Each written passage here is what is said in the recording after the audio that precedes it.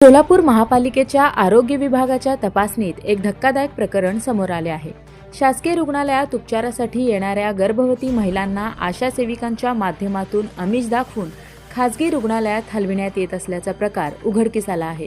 यामध्ये Shreyas nursing home या खासगी हॉस्पिटलचा थेट सहभाग असून संबंधित रुग्णालयाने आशा सेविकांशी थेट संपर्क साधण्यासाठी व्हॉट्सॲप ग्रुप तयार केल्याचंही निष्पन्न झालं आहे. या ग्रुपद्वारे आशा सेविकांना रुग्ण पाठविण्यासाठी कमिशन, भेटवस्तू, महागड्या हॉटेलमध्ये जेवण अशा विविध प्रकारची आमिषं दाखविली जात होती. विशेष म्हणजे रुग्णांच्या उपचारावर झालेल्या खर्चाच्या एकूण रकमेपैकी 25% रक्कम ही अशा स्वरूपातील फायद्यासाठी वापरली जात असल्याची माहिती महापालिकेच्या चौकशीतून पुढे आली आहे. या संदर्भात सोलापूर महापालिकेच्या आरोग्य विभागाने श्रेयस नर्सिंग होममधील संबंधित डॉक्टर आणि व्हॉट्सॲप ग्रुपमधील आशा सेविकांना नोटीस पाठवत तुमच्यावर कारवाई का करण्यात येऊ नये असा खुलासा मागवला आहे. महिलांच्या आरोग्यासोबत आणि आरोग्य व्यवस्थेच्या पारदर्शकतेशी खेळ केला गेला आहे. संबंधितांविरोधात आवश्यक ती कठोर कारवाई केली जाईल अशी माहिती डॉक्टर राखी माने यांनी दिली आहे.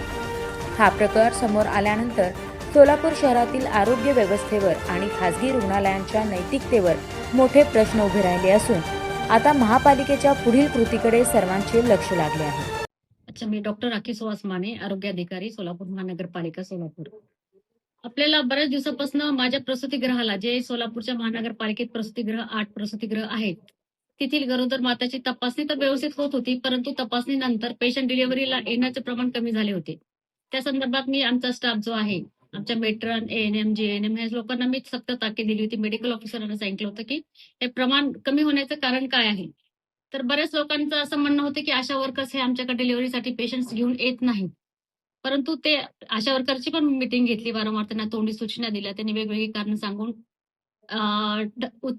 हा प्रकार दडपण्याचा प्रयत्न केला. त्यानंतर आम्हाला असं माहीत झालं होतं की बाबा एक असं आपलं खाजगी रुग्णालय आहे की तिथे आशांना आमिष दाखवून आमचे जे मनपाचे प्रसूतिगृहातले जे पेशंट्स आहेत, गरोदर माता डिलिव्हरीसाठी तिथे घेऊन जातात. त्यानुसार आम्ही काल आम्हाला प्रूफ मिळाले त्याचं. एक WhatsApp ग्रुप होता. त्या ग्रुपचे काही मेसेजेस मिळाले. विथ प्रूफ मिळाले, की त्या आशांचे मेसेजेस आहेत, त्या डॉक्टरांचे मॅडमचे मेसेजेस आहेत, की तुम्ही घेऊन या पेशंटला. तुम्हाला सिझेरियन सेक्शन किंवा एमटीपी किंवा सोनोग्राफी यावरती 25% सूट मिळेल. तसेच वेगवेगळ्या ठिकाणी त्यांची बैठक घेऊन तिथे त्यांना भेटवस्तू आणि खाण्यापिण्याची सोय वगैरे राहण्याची, हे सगळं आम्हाला निदर्शनास आल्यानंतर काल आम्ही नवी पेठेतील श्रेयस हॉस्पिटलला व्हिजिट केली. तिथे डॉक्टर त्यावेळेस उपलब्ध नव्हते. फोन करून सुरवसे डॉक्टरांना बोलवून घेतलं आम्ही. त्यांना हे प्रकार त्यांनी मान्य केला, की बाबा हे अशा आणतात म्हणून.